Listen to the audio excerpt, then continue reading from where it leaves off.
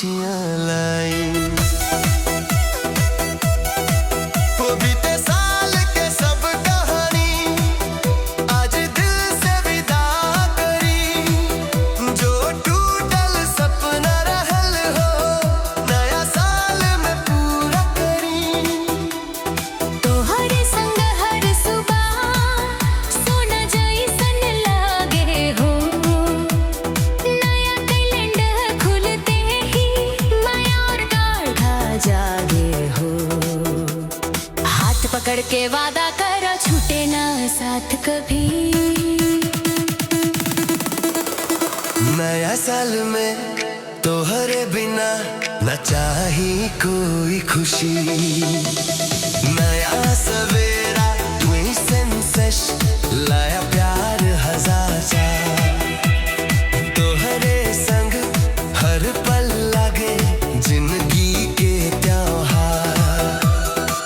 खुश खुशी माया भरल हर एक नया साल। तोहरे नाम लिख दी दिल, तोहरे नाम हर ख्वाब।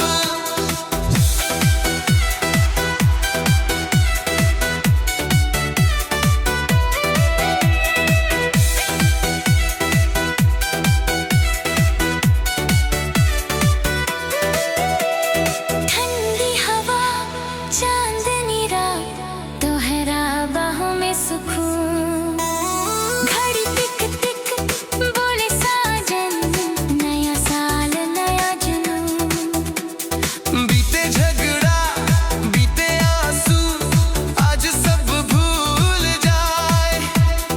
बनी सित सिके हर दिन में प्यार के रंग घुल जाए। साथ चले हर मोड़ पर ना डर ना कोई फांसे।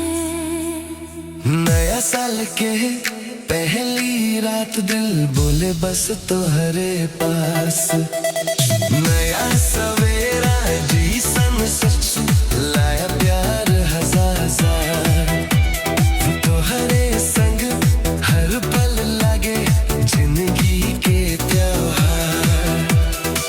हंसी खुशी माया भरल हर एक नया साल।